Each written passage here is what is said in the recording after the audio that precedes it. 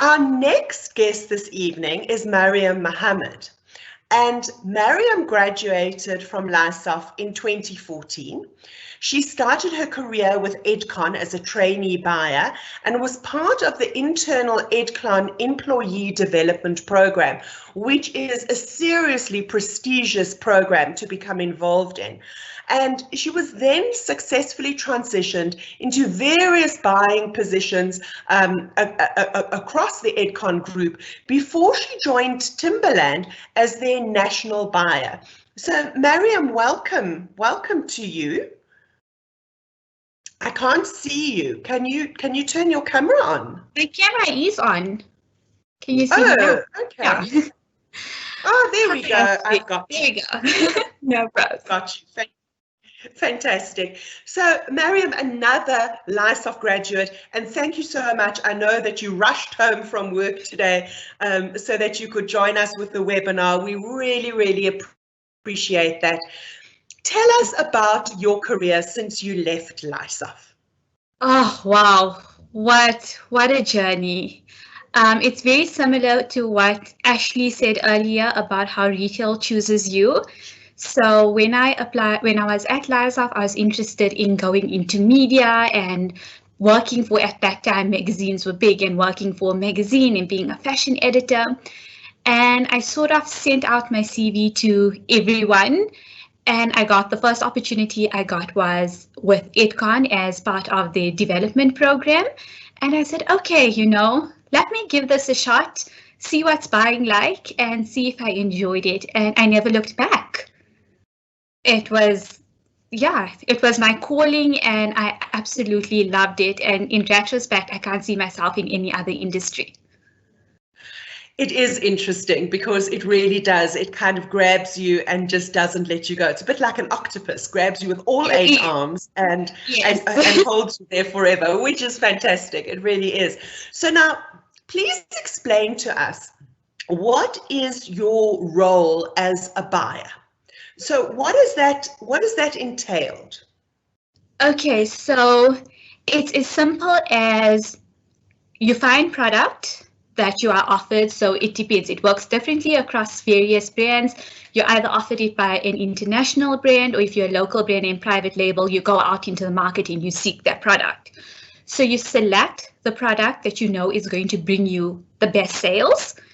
You select your product, you add your margin to it, and you sell it to make a profit. And that, for me, is the most basic explanation of what we do. But then it gets a bit more complicated, because you need to say, what are you selecting and how are you selecting it, and what exactly are you doing to then get your sales and to sell that product at a profit and not at a loss later on. And that's where the fun of buying comes through. It's through that how and that what. And it is also it does also have the excitement of being involved with different ranges, different labels, and then again, as we were saying with Nicola, using the numbers to tell a story. So sorry, carry on. Yeah, so definitely everything that you do is you look at the numbers, you tell your story, and your selection after a while comes through with the numbers. So it's what I told. I have two LISAF graduates actually in my team right now. And when we were doing the training, I told them buying is 80% science and 20% gut. But the longer you do it, the more your gut is backed up by science. Interesting, because I think that there is definitely an interdependence, if not a codependence, between science or fact and gut instinct. Absolutely. So tell us a little bit about your brand, tell us a bit about Timberland, and tell us about the impact that COVID has had on the business, but in particular the way that you do things. How that's changed? So the brand is, I'm very lucky to be part of a brand that I am so passionate about. And the Timberland brand is, we sell footwear and apparel across all genders. So, and I do the buying for all of those product categories. So it's for kids footwear, ladies footwear, men's footwear, and then apparel accessories. But the cool thing about Timberland, and this is how I can also answer this question with talking about what COVID and the impact that COVID has had, is that Timberland is a brand. So earlier I spoke about the what and the how of buying, what you're buying, how you're doing your process. But Timberland is a brand that's very focused on the why, and that's why are we doing what we are doing, which has become increasingly important for all brands across the industry because customers, especially the Gen Zs, excuse me, they don't want a brand that just has pretty product. They want something that stands for something. They want a purpose. So Timberland as a brand, we shout out nature needs heroes. Our brand is focused on sustainability, on products that have a low environmental impact. We focused on the people that we work with.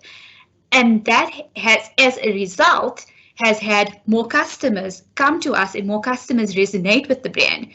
And we see with COVID, the situation in the industry has changed drastically where sustainability has been fast-tracked. So we see a lot of customers are now questioning where are they placing their money because they only have, it's like you have a pie and your pie is supposed to go to so many people, but now the pie is getting smaller and smaller. So who are they sharing their pie with? Who are they spending their money with? And that's why sustainability has become so important. And we've seen with the communication we've had with our customers during lockdown and after lockdown, we've managed to retain a very loyal customer base, and that's because we have a strong purpose that was communicated. So with COVID, we see a lot of brands who haven't been on the sustainability. We see a lot of brands catching up to that to be more sustainable. And we see a lot of brands trying to get to that core point that can resonate with the consumer. Whether their purpose is sustainability or people or anything else, COVID has definitely pushed the industry to care more, and that's great news. I really love that. And I think that you're absolutely right, that more and more people are wanting something that is meaningful. Mm-hmm. That, and I know that in some instances we are looking to move towards slow fashion as opposed to fast fashion. And part of that being the drive for sustainability, and having to perhaps reduce our need for delayed or for immediate gratification. And I think it is wonderful when there is a company that can build brand loyalty through a belief system. Mm-hmm. Which is clearly what you guys have managed to do. And I do think that, and I know when I've got a bit introspective during COVID and, being holed up and whatever, and I kind of think that I wonder if COVID didn't happen for a reason. And I'm really putting myself out there by saying something like that. But to make us start thinking about our resources and to be a little bit more frugal and to start believing in things and engaging with things that are meaningful. Most definitely. I'm not going to go down that path now. Yeah. I might get shot. Yeah, but it definitely, we've seen from the conversations that we've been having with both customers and also we have key stakeholders that we engage with within the industry. And we've been having that conversations all around where people want more. And we've slowed down. COVID has forced us to slow down and rethink.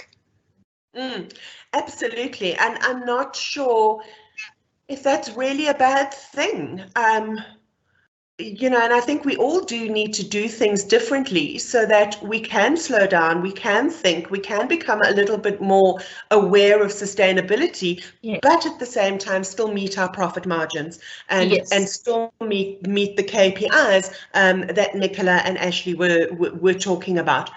So if you think about, Mariam, postgraduate studies, why do you think it's important for a student, and what advantage would a postgraduate qualification give a student moving into industry?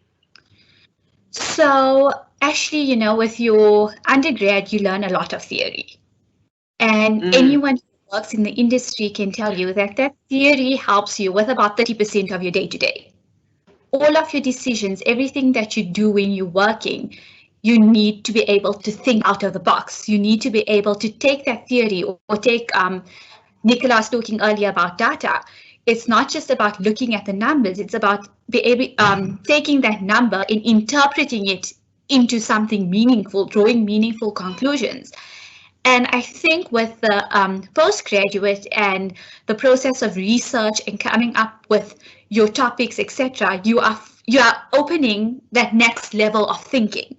And it's really forcing students to think out of the box, which is a skill that will take them into the most amazing places in the industry, because they can think on their feet, they can come up with solutions.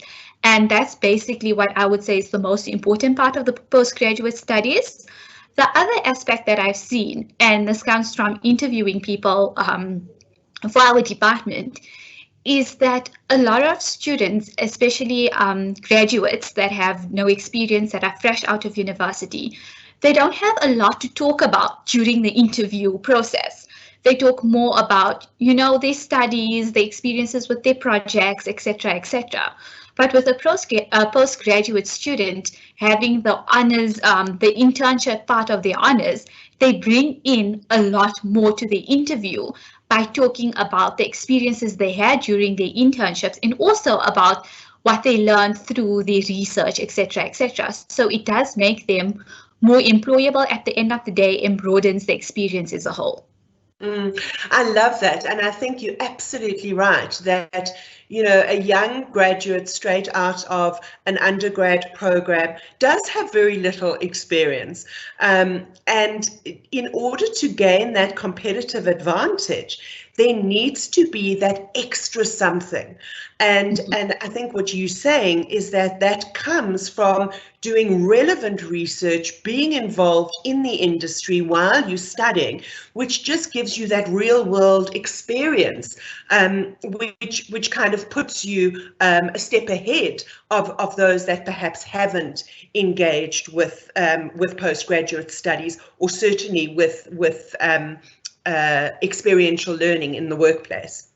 Most definitely. Mariam, thank you so much, and thank you again for rushing home from work. You can now kick back and relax, and we really appreciate you being with us this evening.